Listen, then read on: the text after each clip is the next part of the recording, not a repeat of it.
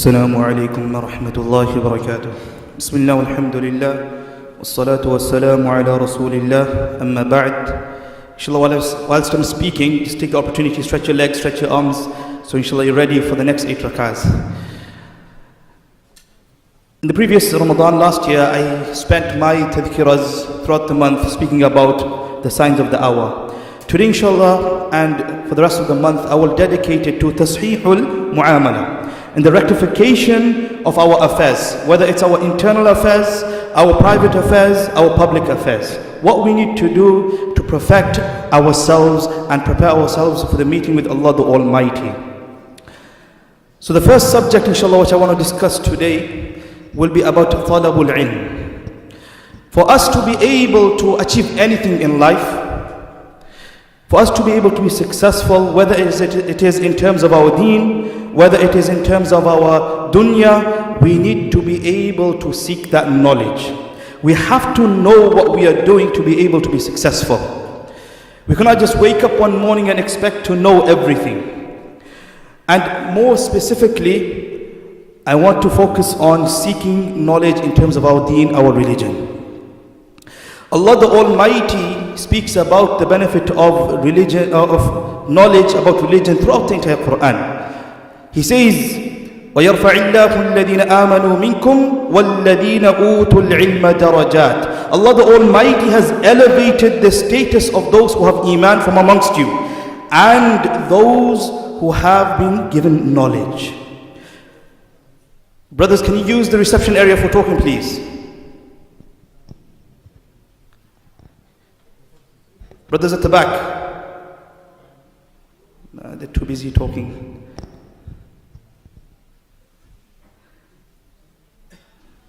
Thank you. As I was saying, Allah the Almighty has elevated the status of those who go out and seek that knowledge.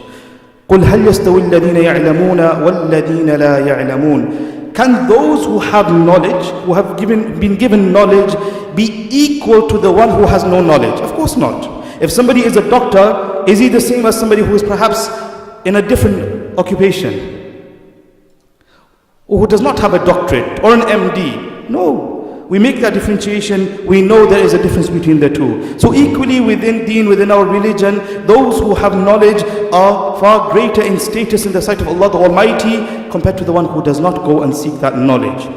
And let's put this into perspective. During the time of Umar ibn Khattab radiyallahu anhu, a person by the name of Nafi' bin Abdul Harith, he met him outside of Makkah. And he said to Nafi', "Oh Nafi', how is it that I see you today here in front of me? I made you the governor of Makkah. Who have you left in your place in Makkah right now that you are present here? Who's looking after Makkah? Who's the governor right now?" So he said, "I have left this person called Ibn Abza. Ibn Abza, he has been appointed as the deputy governor in my absence." So he said, "Who is this Ibn Abza? I don't know." Umar ibn Khattab is saying this. "I don't know who this Ibn Abza is." He said, "He is from amongst our freed slaves." Could you imagine that? He's a freed slave. Somebody who was a slave, he's been made the governor of Makkah, the most holiest land on the face of earth. There is no place greater than Makkah. And a slave of a former slave has been made the governor of it. So he said, "How could you place a slave as the governor?" A question that we should all be asking. So he responded, Nafi' responded to Umar radiyallahu anhu, "Ya Amir al-Mu'mineen, innahu qari'un li kitabillah, 'alimun bil fara'id, wa qadin." As for this man Ibn Abza, he is a reciter of the Quran, he has knowledge of the Quran. As for this man Ibn Abza, he is alimun bil fara'id, he has knowledge of inheritance. As for this person Ibn Abza, he is a qadi, he has knowledge of jurisprudence and fiqh. This person. And Ibn Umar radiallahu anhu is so shocked that he says, أما إن نبيكم صلى الله عليه وسلم قد قال, did your Prophet صلى الله عليه وسلم not say, إن الله يرفع بهذا الكتاب قوما ويضع به آخرين, Allah the Almighty shall elevate the status of certain individuals as a result of that book, and He shall lower the status of others. This one man who used to be a slave is now governing the most holiest place on the face of earth. Subhanallah. Why? Because he has knowledge of the Quran. If this does not motivate us, you and me, my dear brothers and sisters, what will motivate us? Let me give you one more incident and then I will conclude with that.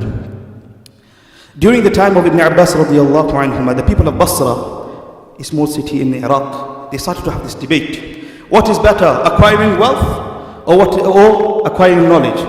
Now, all of us sitting here right now, consciously we will be saying, what? Acquiring wealth. Okay, subhanallah. Most of us would say, consciously speaking, that acquiring knowledge is better. Yes? Everybody agree? Yes? First fast, I know everybody's a bit tired. Inshallah, put some energy into yourself, drink some water, stretch your legs. What's better? Knowledge, thank you. But subconsciously, we might not even realize it, we will think wealth. When our children are growing up, what do we think about? What is he going to do for a living? Where is he going to go?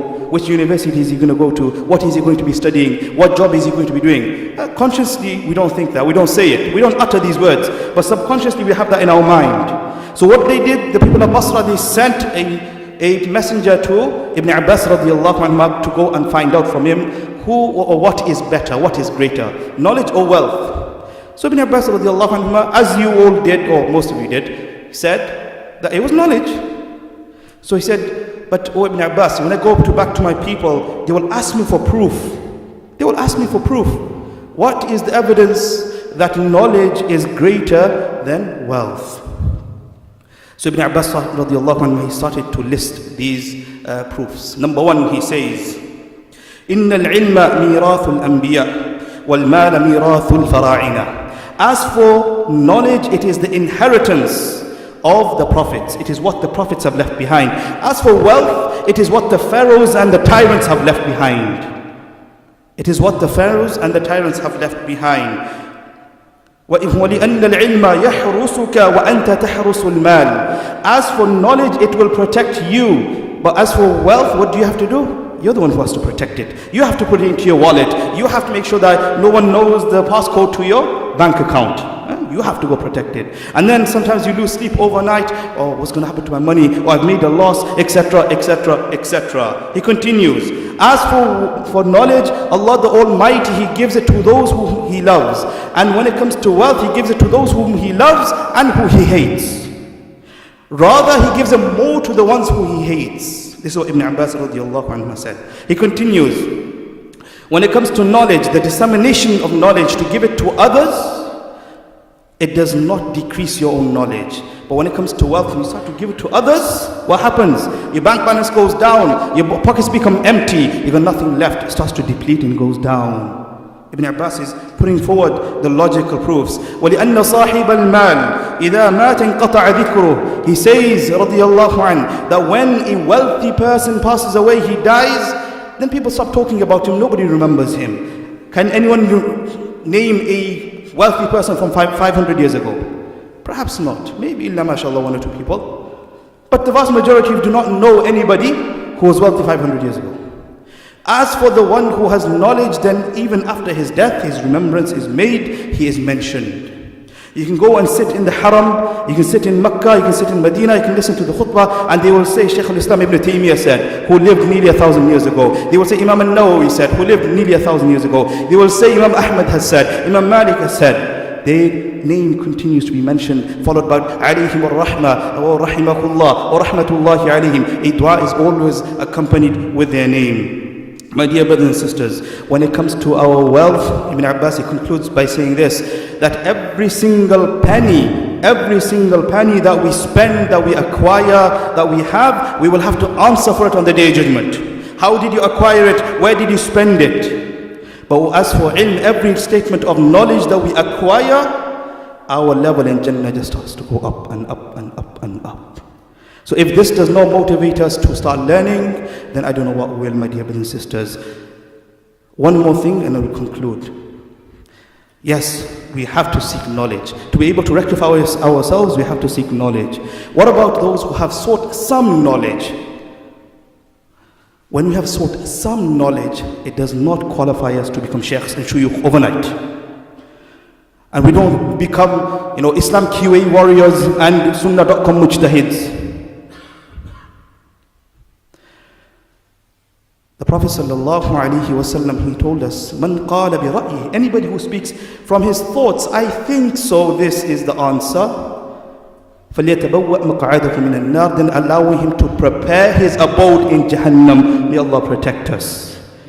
If a person does not know the difference between wudu and wadu, and tuhur and tahur, they should not be giving Islamic advice.